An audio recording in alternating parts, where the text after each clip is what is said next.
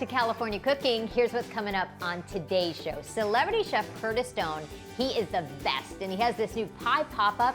I'm getting to taste some of the sweet and savory specialties he has to offer. Then, speaking of pie, Levi and I are cooking up a taco pie. Plus, I'm making a super easy and flavorful sheet pan chicken dinner with a star ingredient.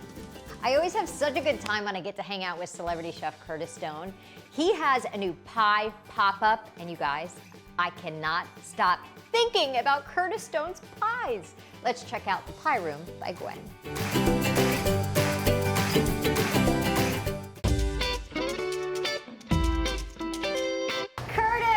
Hi! I've come for pie. You're in the right place. Hi! Nice to see you. I'm used to hugging you. I know. How you doing? I'm really good. Good. Really good. This was before the pandemic. This little cute place was Maud. Correct. And Yep. now you've turned it into this like pie mecca where everybody's coming to get the best pies in town. But this is, first of all, so cute. Isn't so that adorable? quaint. It's my tiny, we literally, believe it or not, fit 24 guests in here when we're open as a dining room. Yeah. But we can't right now, so we just thought, what can we do that feels just as lovely? And we thought pies. Yeah. Giving someone a pie is like giving someone a hug. And so yeah, apart from my sausage rolls, these little guys, they're even better than a pie. Really? We bring those all the way from Australia. Wow. It's made with pork, we spice the meat, we cover it in a fromage frais crust, which is similar to a puff pastry. Oh my, that's the most ridiculous thing. There's so much flavor in that sausage, and that Right. there's something you're doing to your dough, Curtis.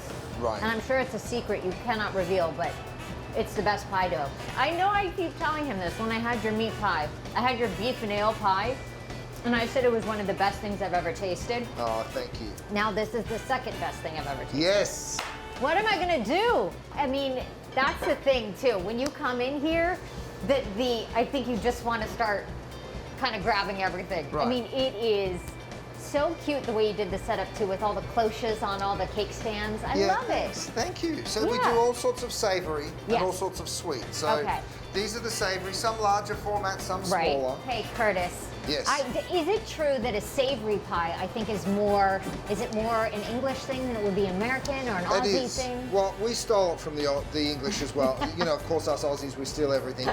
But yes, they've been doing these sort of beef and ale pies Yeah. for a long, long time. This is our lamb curry up here, Wow. which is a bit of a nod to Lancashire up in the north of England. Yep. This is a cottage pie, which Okay. is topped with mashed potatoes. Oh, yes. Quite often referred to as a shepherd's pie, That but of I course, know. a shepherd looks after sheep, not Yeah. cows. So this one's made with beef. True. What has the reaction been when people come in? First of all, I think you're right here in the middle of Beverly Hills. Right. And I've noticed, I mean, you're kind of a tourist attraction because people are coming in, they're like, oh my gosh, Curtis, he's actually here in the kitchen. You're here cooking. I am. A lady came past in the morning and she stopped in and she said, I went for dinner last night and you had the blinds up and you were rolling dough there. And when I left dinner, you were still rolling dough. And now you're still here. And I'm like, I know, we're baking overnight. So Yeah. we come in late at night. We bake absolutely everything in this Really? shop every single morning. And you know what? It's a bit of fun. It really is. Giving someone a pie is, you know what experience they're going to have when they get it home. So it's pretty cool. Absolutely. And then come with me to the sweets because this is really fun. Okay, let's. Let's do it. So, bitter chocolate and hazelnut tarts. Oh my So God. pies, puddings and tarts, that's Yeah. what we do. This beautiful banoffee cream pie, which is a hybrid of bananas and toffee. Look at that. And then This- look at this showstopper. This salted caramel pie. I mean, if you brought that to anyone, Right. this is like the most beautiful gift you could possibly present anyone. 25 apples in that Can bad you boy. believe that? That is gorgeous. Do you want me to teach you how to make it? Will you? Yeah. Really? Come on. I'd love nothing more. Oh my gosh, let's make some pies. Come with me. I have a front row seat You to sure watch do. you make some pie. This is the apple pie. We use brown butter and it's salted caramel. Oh my goodness. So that's how it comes out. Ridiculous. All right, so I'll let you smell that nice and close. Isn't that Wow. incredible? How heavy is that pie? It's a heavy pie. Yeah. 25 apples go into this pie. Wow. So, you know, that's what we pride ourselves on, is the great quality ingredients. Yeah. So all these apples that we slice, we cook them in brown butter. Okay. And then we add salt, caramel, a little flour, some lemon juice, a variety of spices, some brown sugar. But this is it. This is how it happens. So Yeah. first of all, you line the pie dish. with Okay, a can little- we talk about your dough though? Because Yeah. do you have something special that you must? Your dough is unlike anything I've ever Well, we use the tasted. best quality butter. Yeah. That's the start. And it's a very delicate process. So Yeah. what you want to do is combine as much butter as you can and just bind it with the flour. Because it almost is a cross between a puff pastry and a dough to me. It's very flaky, isn't it? Yeah, you're very. absolutely right. So we cook the apples. Okay, This what's is- at the bottom? It's a little shortbread, Ooh. and that sort of absorbs some of the Yeah. liquid as the apples release. So that keeps it from getting that soggy bottom. Exactly. No one likes a soggy bottom. No. Okay, so you stack it nice and high. This is that beautiful apple that's cooked in caramel. And you put it in and you think there's no way you're going to get a lid on that. But we put a lattice over the top, and I'll show you how you do it. You cut the dough into strips. Yeah. You have to just brush Egg wash. just a little around the outside. Now, Curtis, a lot of people do raw apples in their apple pie. They do, Yeah. yes. And what happens is it releases a lot of moisture. Right. So we cook it to sort of reduce some of that moisture, which gives you a much flakier kind Yeah. of consistency. So you do your first cross, and Okay. then you take your next one, you put it over the top like this. Yep. And then over the top like that. And then your next one, you pull this middle one back, right? So this is how you get the lattice. Yes. Then you go over like there, and then you put that back over the top. And you're left with this beautiful lattice. We trim up the outside, and that's the result. And then how long do you bake? It's about 45 minutes. Yeah. Yeah. Is this one of the most popular things people keep coming back It for? is. We do them as little individuals and these big giant pies as well. Oh my gosh. Yeah. You brush it like that, and then you finish it with just a little brown sugar. Full And that crunch. goes into the oven, and it's going to make someone very, very happy. And just a little dollop of this. It's very rich. It almost looks like butter when it comes out of the jar. It does.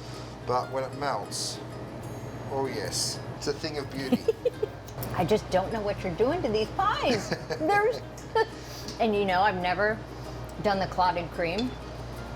I think that could be my new thing. And because I love it because it's not sweet, Right. you know, on top of the pie. That's right, because there's enough sugar in the pie. I have a secret weapon with a crust. Her name's Amy Taylor. Amy. come here. Come on. Curtis said that she is the hardest working woman, and then she turned around and said, Curtis, you spent 100 hours this week making pie dough. I think at one point I stayed, he went home and slept, and then he came in like at 3 a.m. and then I went home and slept. And then we went should have just... Well, if you need another sous chef to taste test and roll some dough, call me. Thank you guys so much. Thank you for being here. Yeah, this is the best.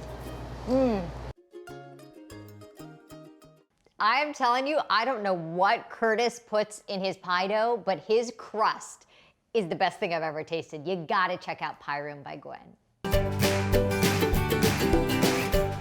Coming up, it's no Curtis Stone pie, but Levi and I are serving up a taco pie.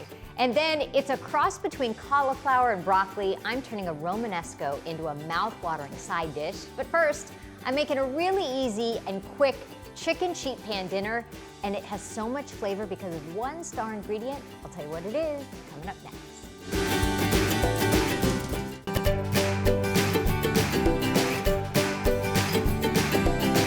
You know, sheet pan dinners, they're all the rage because they're so easy. One pan and you're done. So I decided to make a chicken sheet pan dinner with really interesting spice. It's a North African spice called Harissa. It's the star ingredient. Let's see how it turned out.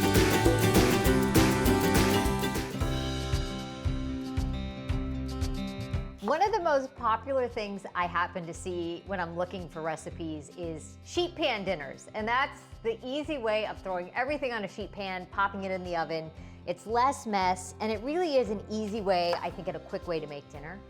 So, chicken. Chicken is always, what am I gonna do with the chicken? I'm bored with chicken. I am too.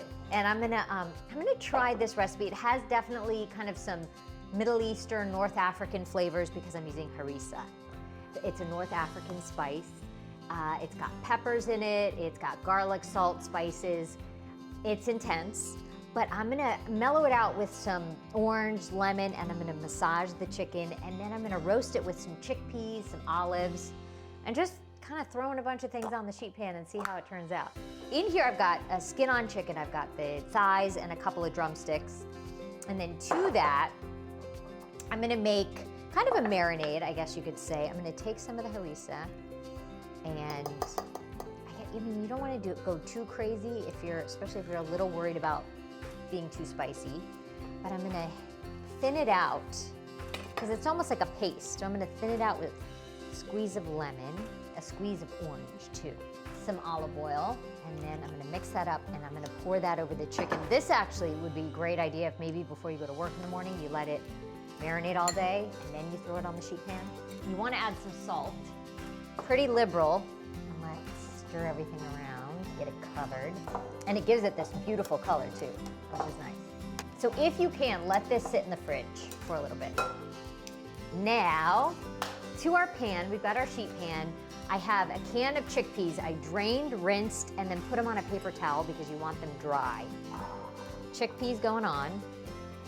And you want them dry so that they get nice and brown. Now, I have red onion that I'm gonna cut into wedges and place them around the sheet pan.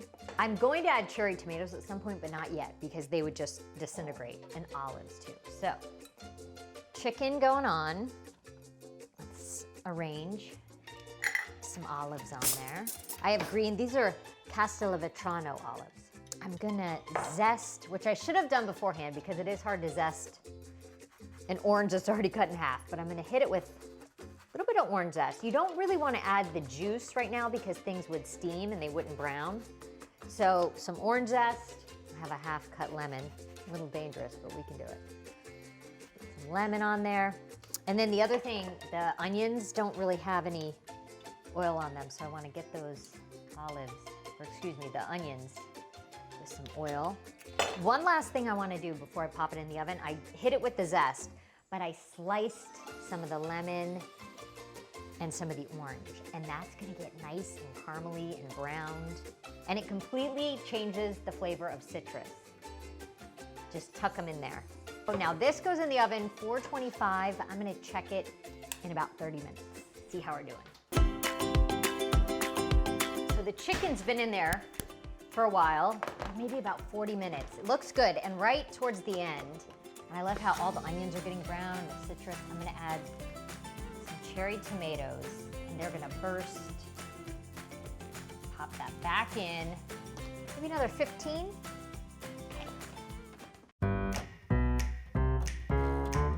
Whoa, that was hot. I got a blast of heat in the face here. Ooh, this looks good. Look at the color. I love how pretty and colorful that is. So I added the cherry tomatoes right at the end. First of all, I'm gonna get the chicken and place it in the platter. And you could just put the whole tray on the table and let the family go at it. All the caramelized citrus, just to make it look pretty. Chop up some parsley. You could even hit it with a little extra citrus. There you go, dinner served. I have to say, it's a photogenic dish and is so delicious. Plus that harissa adds just the right amount of kick. For the complete recipe, follow us on Instagram at KTLA California Cooking. Coming up, if you enjoy tacos, you are gonna love the taco pie that Levi and I are cooking up. Then I'm roasting a Romanesco and adding a delicious sauce and some yummy toppings. That's coming up next.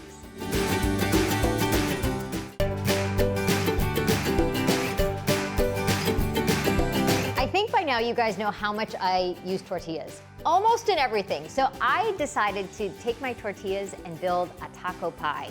Kind of like a taco lasagna. Check it out.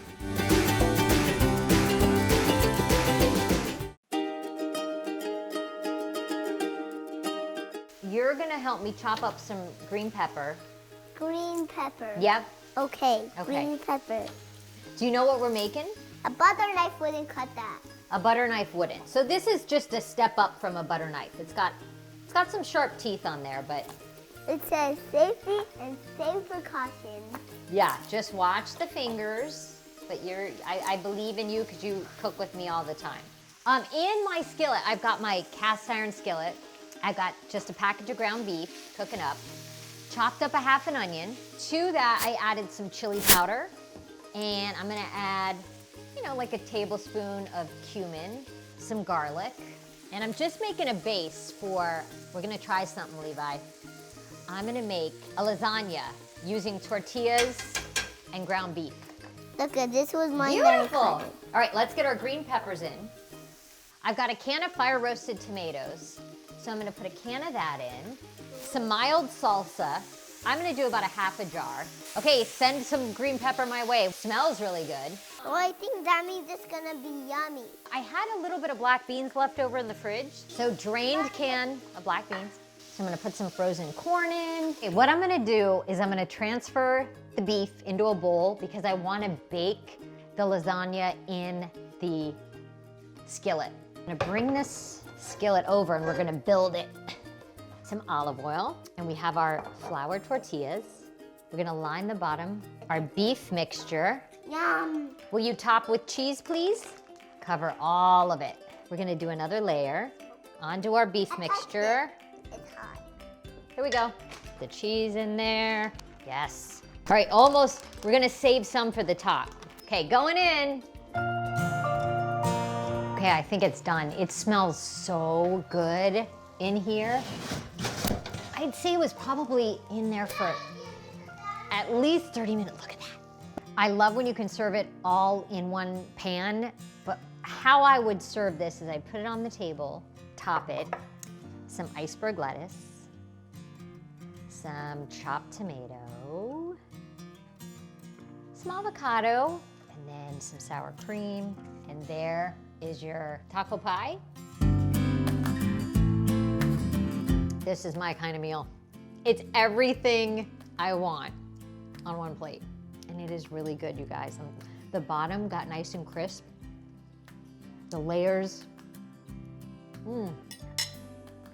It is really good.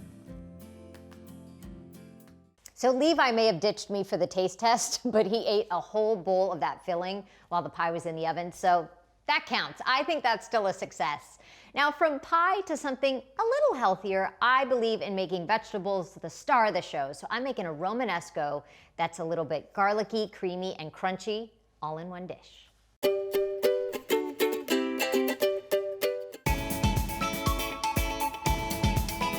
The trend I've noticed lately is you gotta make the vegetable the star of the show. You know how it's always the meat, the chicken, the fish, that's the star of the meal? I think vegetables can be the star of the show. And this, I saw at the farmer's market the other day. It's so pretty. It's a Romanesco, which to me, it reminds me of a cross between cauliflower and broccoli.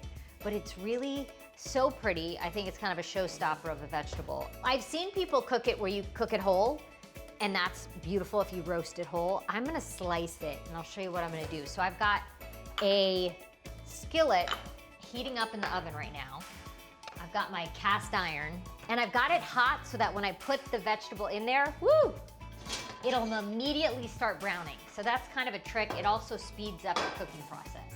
I take a big knife, and I'm just gonna cut it into this sort of a shape, okay? Really simple. I've got some olive oil heated up. Hear that sizzle? And what makes vegetables yummy is char.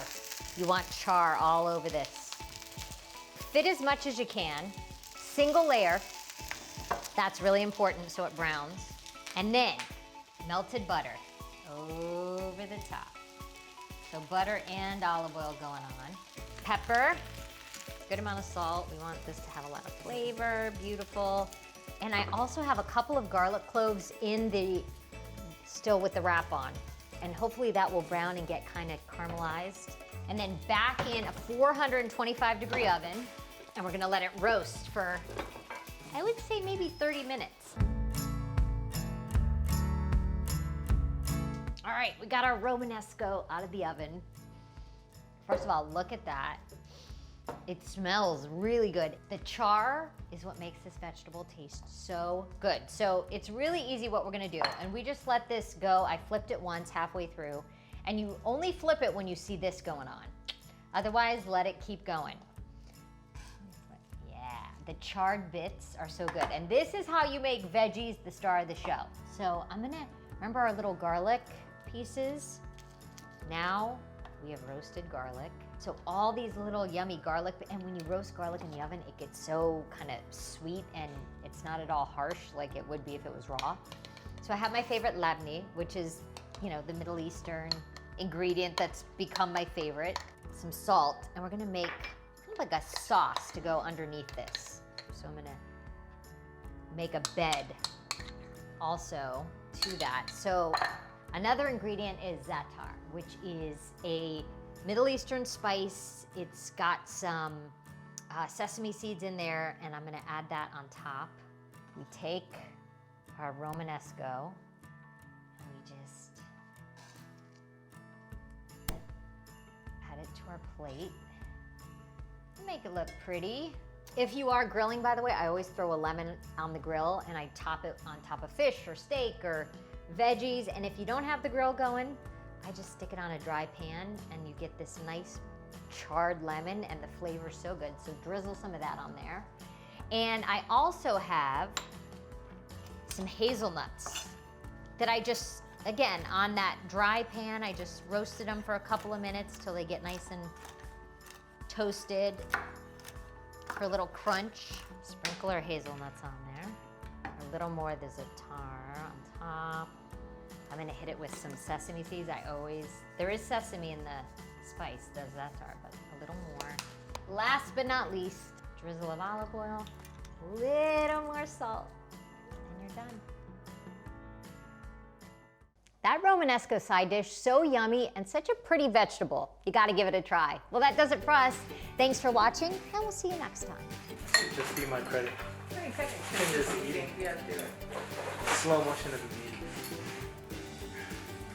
And the slow motion.